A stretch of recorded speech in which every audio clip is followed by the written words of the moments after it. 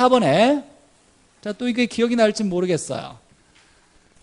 자, 감정평가 원칙의 가치는 뭐다? 기준 가치는 시장 가치고, 물건을 감정평가할 때는 개별 평가가 원칙이고, 각각으로 평가해야 된다. 물론 일괄할 수도 있다. 이런 얘기 있었어요. 구분할 수도 있다. 이런 얘기도 있었어요. 부분도 할 수 있다 했지만 원칙은 개별이고, 자, 원칙은 있는 그대로를 평가해야 된다. 현황 평가가 있더라. 물론 조건부 평가도 될 수가 있어요. 없는 것처럼 가정해서 평가할 수도 있고, 과거로도 할 수 있고, 미래로도 할 수 있더라. 소급할 수 있다. 기한부 평가, 소급 평가도 있었어요. 어찌됐거나 원칙은 예요. 시장 가치 원칙, 개별 평가 원칙, 현황 평가 원칙. 자, 그 다음에 이런 얘기가 있어요. 우리가 세 개의 방식으로 다 나온 가격을 최종 가액이라 하지 않아요. 그걸 시산가액이라 그랬어요. 그래서 원가법으로 나온 건 적산가액, 거래사례 비교법으로 나온 것은 비준가액, 수익환원법으로 나온 건 수익가액. 얘들을 가중치를 더 가지고 가중평균에서 뭘 구한다? 최종가액을 구한다. 자, 그래서 감정평가할 때는 시상가액을 하나 이상의 방식으로, 여러 가지 방식으로 해가지고 가중평균해서 최종가액을 구한다가 감정평가에 실려있는 원칙이에요. 자, 이런 말은 등장하지 않아요. 그래서 제가 보기에는 가장 어려운 문제 중에 하나 문제예요. 사실 단답형이지만 딱히 이걸 찾아내기는 어렵고, 제가 감정평가할 때 이 세 개는 특히 강조했는데, 얘는 그냥 지나가면서 최종가액을 구할 때 시상가액을 가중평균한다, 한 가지 이상으로 해야 된다, 이런 얘기를 그냥 던졌는데, 하긴 이것도 평가 기준의 원칙에 들어가 있어요. 그렇다라고 기억하면 되고, 자, 35번. 자, 이게 딱 기억이 나야 되는데, 이 긴 지문을 열심히 읽는 것도 중요하긴 한데, 제가 기준 시점은 감정평가 기준이 되는 날짜라고 하면서 가격 좋은 날이라 그랬어요. 그렇죠? 가격을 조사를 완료한 날, 이게 완자다 그러면서, 자, 그러면서 여기서 보니까 결정하기 위해 실지조사가 아니라 가격조사를 완료한 날짜라고 해야 돼요. 이런 얘기를 그냥 제가 한 게 아니에요. 워낙 유명한 지문이다 보니까 자주 등장하는 지문이라서, 기준 시점은 가격 좋은 날이다, 이렇게 머릿속에 기억해놔요. 가격 조사를 완료한 날이에요. 현장조사, 실지조사 자꾸 속여서 나왔어요. 여러 번 나왔어요. 나머지는 읽어보시고, 굉장히 긴 지문이야. 자, 지역 분석 볼게요. 지역 분석과 개별 분석을 배웠는데, 일단 지역 분석에서 우리가 알아야 될 거, 제가 학개론에서 가장 중요한 암기 코드가 이거다 그랬어요. 외부 지역의 부인이 뭐한다? 경합하더라. 자, 이게 가장 중요한 지문이에요. 다 같은 얘기예요. 같이 다 연결되어 있어요. 외부 효과, 외부 환경, 외부 요인은 지역 분석, 지역화, 국지화, 지역 시장, 지역 나오는 말과 부동성, 인접성과 관련돼 있고, 감가 중에 경제적 감가, 그 다음에 가격제 원칙의 적합의 원칙과 관련돼 있다. 자, 그리고 이 문제에서 나오는 지역 분석은 특징을 본다면 먼저 넓게 분석하는 선행적이고, 넓게 보니까 거시적이고, 구체적인 가격을 판단하거나 최유효 이용을 판단하는 게 아니라 뭐냐면 가격 수준을, 구체적인 가격이 아니라 가격 수준을, 이걸 판단하고 일반적 이용, 표준적 이용을 먼저 분석하더라라는 게 지역 분석에 대한 내용이었어요. 먼저 넓게 거시적으로 분석하고, 감정평가 특강 들었으면 좀 기억이 나야 되는데, 대체적인 가격, 어느 정도 가격이 어느 정도다, 가격 정도. 표준적 이용이 주변이 주거지로 이용돼서 나도 주거지 감정평가를 하려면 감가가 별로 안 되겠다 이런 얘기 할 때 쓰는 거고. 자, 지역 분석하는 대상을 두 가지가 있어요. 인근 지역과 유사 지역이 있고 이 두 개를 합쳐서 동일 수급권이라 그랬어요. 감정평가하려고 하는 대상 부동산이 속해 있으면 인근 지역, 속하지 않으면 유사 지역, 이 두 개를 합쳐서 지역 분석 대상이 되는 동일 수급권이라 그랬어요. 워낙 중요한 내용이에요. 자, 이거에 따른 개별 분석도 따로 분류해야 되겠지만 시간상. 자, 그래서 1번에 자, 지역 분석에는 인근 지역뿐만 아니라 유사 지역까지 분석함으로써, 여기까지는 맞아요. 인근 지역도 분석하고 유사 지역도 분석하는데 구체적인 가격을 산정하는 게 아니라 가격 수준, 가격 정도를 판단한다. 구체적 가격은 개별 분석에서 판단하는 거예요. 자, 37번. 이런 것도 사실 시간이 너무 많이 걸려서, 자, 어찌됐거나, 자, 우리가 거래사례 비교법에서 정상화 작업이나 수정 작업할 때 뭘 곱한다? 4대를 맞춘다 그랬어요. 4대. 사례분의 대상. 퍼센트로 나오면 100을 적어 놓고, 은는 이가 주어가 저가냐, 우세하냐, 열세냐, 이런 말 나오면 주어를 바꾼다 그랬어요. 자, 그러면 적어 놓고, 거래 사례가, 어찌어찌 해서 20% 저가로 거래가 됐대요. 자, 그러면 100 중에 뭘 바꿔야 돼요? 사례를 바꿔야 되겠죠. 100이 아니라 20%가 저가로, 발음이 저가로. 자, 그럼 얼마? 80을 적어야 되겠죠. 80분의 100 하면 1.25 이렇게 나올 거예요. 그래서 틀린 거예요. 나머지 내용은 나중에 감정평가를 좀 구체적으로 들으면서 보시도록 하고, 나머지는 안 배운 것들도 많이 섞여져 있어서 제가 다 일일이 해석하기는 좀 애매하고. 38번 원가법에서, 자, 답을 볼게요.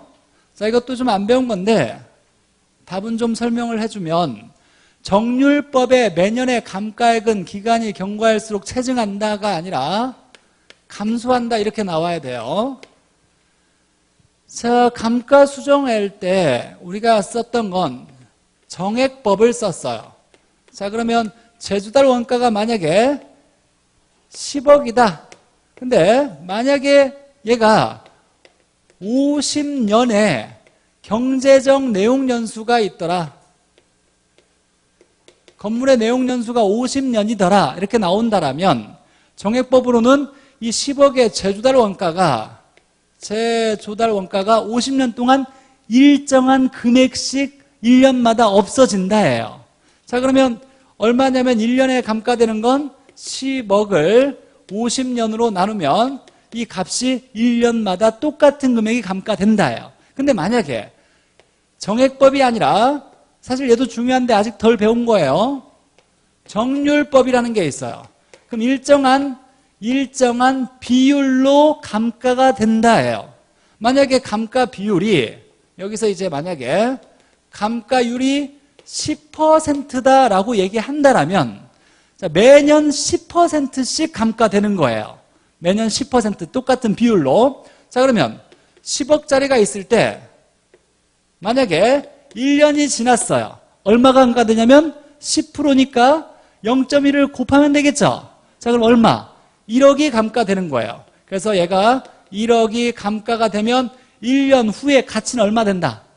9억이 되겠죠. 자, 그러면 또 1년 뒤에 얼마가 감가되냐면 10%가 감가되니까 9천만 원이 감가되고 남은 건 8억 1천만 원이에요. 또 여기서 1년이 지나면 10%만큼씩 이렇게 일정하게 감가되는 것을 정률법이라 그래요. 자, 그러면 같은 비율로 감가되면 감가되는 금액이 점점 어떻게 된다? 작아진다예요. 나중에 좀 자세히 배울 건데 일단 먼저 나왔으니까. 자, 정액법은 일정한 금액이 감가되는 건데 정률법은 일정한 비율로 감가되더라. 안 배운 거예요. 그러니까 틀려도 상관없다고 생각해도 괜찮으니까. 39번에 자, 물리적 투자 결합법인데 자, 이것도 사실 안 배운 건데 글쎄요, 이걸 제가 생각하기에 과연 사람들은 얼마나 많이 맞췄을까? 재수생 빼고는 사실 배운 것들이 거의 없을 것 같은데 자, 물리적 투자결합법은 일단 내용만 한번 볼게요. 자, 공부를 열심히 하는 사람을 위해서 물리적 투자결합법은 토지와 건물의 수익률이 다르다. 맞아요? 토지의 수익률과 건물의 수익률이 같다고 얘기할 수 없죠. 우리가 부동산은 토지 위에 건물이 있는데 토지에 대한 수익률과 건물에 대한 수익률이 다르다에서부터 출발해요. 다르니까 얘를 그냥 뭉텅이로 환원이율을 구하면 안 되고 각각을 고려해서 종합환원이율을 구해야 하지 않겠느냐. 얘하고 얘의 수익률은 다르니까 그래서 토지와 건물을 각각 비율을 고려하여 환원이율을 구해야 된다가 물리적 투자 결합법이에요. 즉 토지와 건물의 수익률은 다르니까 각각 비율, 구성 비율을 얘기하는 거예요. 자, 어떻게 구하냐? 우리가 쓰는 평균값은 가중평균밖에 없어요. 가중평균은 비율을 곱하고 곱한 값들을 각각 더한다. 곱하고 더한다. 자, 그러면 볼게요. 이런 거예요. 자, 이런 건 쓸 필요가 없는 거고. 자, 구성 비율이 7대 3이래요. 그럼 70%죠. 30%를 얘기하는 거죠. 7대 3 써도 되고 70%, 30% 써도 되고 얘를 퍼센트를 떼면 0.7을 써도 되고 0.3을 써도 돼요. 어차피 숫자만 맞으면 되는 거니까. 자, 그러면 토지가 7이니까 토지 걸 써야죠. 그러면 얘를 곱해요. 그러면 그냥 70으로 하면 350 되겠네요. 그리고 얘와 얘를 곱해요. 그러면 얼마? 300 되겠네요. 두 개 더하면 650 되는 거예요. 그럼 6, 5 시작하는 게 답이에요. 아, 물론 네, 별거 아니에요. 아직 안 배웠으니까 그러니까 안 배워서 그런 거고. 자, 근데 얘가 계산 문제로 나올 확률보다는 사실 물리적 투자결합법이 뭐냐라는 지문을 해석하는 게 더 중요해요, 사실은. 자, 물리적 투자결합법은 토지의 수익률과 건물의 수익률이 같지 않은 걸 인정해야 되니까 얘가 어떻게 구성되어 있느냐에 따라서 환원이율을 각각 고려하여 종합적인 환원이율을 계산해야 된다요. 이때 쓰는 평균값은 가중평균을 쓰더라. 곱하고 더하면 돼요. 그러니까 얘와 얘를 곱하고 얘와 얘를 곱하고 곱한 값을 더하면 되는 거예요. 자, 곱하면 35, 30이니까 두 개 더하면 65니까 뭐 그냥 하여간 6, 5 시작하는 게 답이에요. 자, 마지막. 자, 가격공시에 대한 이 문제가 꼭 한 문제가 나오는데 아직 제가 정리해주지 못했어요. 나중에 때가 되면 정리해줄 거고. 자, 먼저 답만 얘기하면 뭐 중요한 게 답이 또 아니어서 좀 애매하긴 한데 어찌됐거나 답은 얘기해줘야 되니까. 표준지 공시지가에 이해가 있는 자는 자, 30일은 맞아요. 자, 무조건 부동산 가격 공시제도에 나오는 건 30일밖에 없어요. 외울 게. 그냥 숫자가 30일 나오면 그냥 맞다예요. 30일 아니면 에이 틀렸다 이렇게 해도 괜찮아요. 30일만 나오는데 공시 기준일이 아니라 언제부터냐면 공시지가를 발표한 날부터죠. 발표돼서 이 발표한 공시지가가 마음에 든다, 마음에 들지 않는다를 생각해보고 30일까지 국토부 장관에다가 이의를 제기해야 돼요. 그래서 공시일이에요. 자, 이 문제에서 우리가 조금 더 해석해야 될 건 물론 중요한 내용이긴 한데 공시 기준일은 뭐냐면 토지의 가치를 정부, 국토부 장관이 대표되는 토지를 선정해서 표준지의 공시지가를 정해요. 이때 토지의 가격을 산정할 때 시점이 중요하죠. 언제 가격 날짜로 할 거냐가 감정평가는 매우 중요해요. 기준이 되는 날짜를 공시 기준일이라 그래요. 그럼 언제 시점으로 봤을 때냐면 무조건 1월 1일 기준이에요. 특히 중요한 건 기준 시점이라는 말을 안 써요. 여기서는. 감정평가는 무조건 기준 시점이죠. 현재 시점 아니고 기준 시점을 쓰는데 얘는 그냥 법에 무조건 1월 1일로 정해놨기 때문에 기준이 되는 날짜는 무조건 1월 1일이에요. 공시 기준일은 가치의 기준이 되는 날짜가 언제냐? 1월 1일로 한다가 공시 기준일이고 이 시점을 기준으로 가치를 평가했더니 금액이 얼마 나왔어요. 이걸 발표하는 날짜를 공시일이라 그래요. 공시지가를 발표하는 날. 그러니까 얘와 얘는 전혀 다른 얘기예요. 기준하고 감정평가사가 막 정해서 다 정리되면 한 2월 중순이나 말쯤에 얘를 발표하겠죠. 발표되고 내 땅 가진 사람이 야 공시지가가 마음에 들어 안 들어를 판단해서 야 너무 터무니없게 공시지가가 나왔어. 그러면 국토부 장관에게 이의를 신청할 수 있는데 언제 며칠? 30일. 전자로 안 되고 서면으로. 이런 내용이 이제 법령상에 나와 있는 내용인데 자, 이것보다 더 중요한 내용들은 많이 있어요. 나중에 따로 정리할 테니까 오늘은 이것만 공시기준일과 공시일은 전혀 다른 얘기다라는 거. 기준이 되는 날짜, 토지 가치를 평가할 때 날짜는 1월 1일이더라. 네. 자, 이건 가능한 제가 좀 중요한 지문들이 많이 나와서 설명을 들어봤겠지만 만만치 않은 지문들이 많아요. 그래서 사실 이 지문들이 어디서 나왔냐? 10회 이전의 문제 어려운 지문들까지 다 섞어서 낸 거예요. 그러니까 이 교수님이 뭔가 좀 충분히 공부를 지금부터 열심히 해야 된다.